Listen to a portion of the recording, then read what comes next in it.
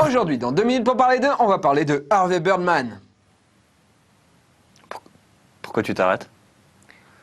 Mais en fait, parce que je viens de me rendre compte que c'est pas vendu en France et aucune chaîne le diffuse. Alors Mais toi, comment t'as fait toi pour le voir? En fait, c'est un pote à moi qui est parti aux États-Unis et il m'a rapporté les DVD. En plus, ce qui est bien, c'est que les DVD sont sous-titrés en canadien-français. En français-canadien. Donc j'ai pu le lire. Mais les gens, ils peuvent l'acheter sur des sites américains quand même. Ils peuvent le commander. Oui. Bon, bah, on n'a qu'à le lire comme ça. Ah d'accord, je dis ça alors. Ok, on va parler de Harvey Birdman, une série qui est sortie en DVD aux États-Unis, que si t'as un pote qui va en vacances aux États-Unis, ou alors au Canada, parce que ça doit le faire aussi, puisqu'il est sous-titré en canadien-français. Donc s'il va au Canada ou aux États-Unis, ton pote, il peut te ramener les 3 saisons, qui coûtent carrément pas cher. Et comme ça, tu peux regarder Harvey Birdman, Et c'est tout? Bah ouais. Enfin si, c'est super drôle, c'est débile, c'est un peu comme South Park, mais avec des personnages d'Hanna-Barbera. Genre, il y a Scooby-Doo et Walligator. Oui, Sammy, cet alligator n'était pas un homme déguisé en alligator, c'était vraiment Walligator, tu lui as arraché la tête. Oui, c'est Cartoon Network qui produit ce dessin animé pour sa partie adulte, en fait, Adult Swim, etc.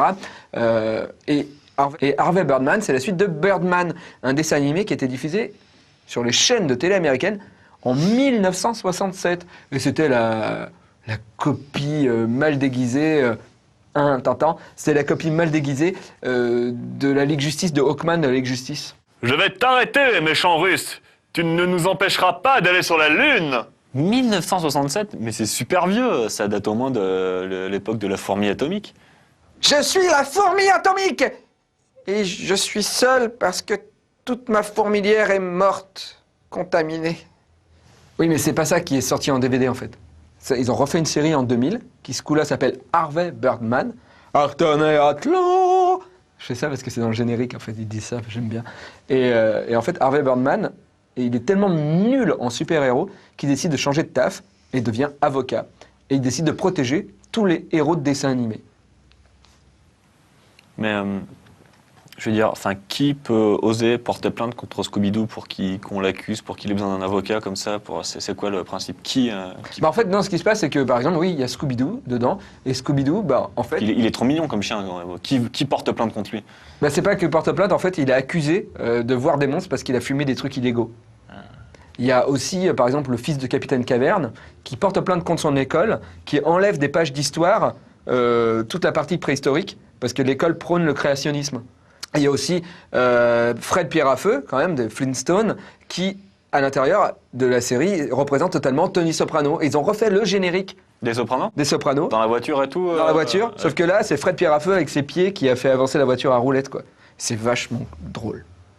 Alors c'est bien donc. Harvey Birdman, c'est super bien, c'est drôle, c'est débile. Si un pote à vous va aux États-Unis qui vous ramène les DVD, ou alors allez sur Internet. Mais pas pour télécharger, hein. Non. Pour le commander aux États-Unis pour le recevoir en DVD. Voilà. Parce que ça mérite pas du tout d'être piraté. Harvey Birdman. Harvey Birdman, Artenay Atlan. C'est validé. Harvey Birdman, Artenay Atlan. J'adore, hein. J'adore. Clément, tu pourrais nous mettre tout ça, là, sur l'extraire, le mettre sur un CD. J'aimerais l'envoyer des maisons de disques. Ah, je te le refais. Harvey Birdman, Artenay Atlan. On pourrait faire l'Olympia avec toi, bébé. Je suis sûr que toutes les filles, là, devant leur télé, elles se disent « Oh, j'ai envie de son chibre !»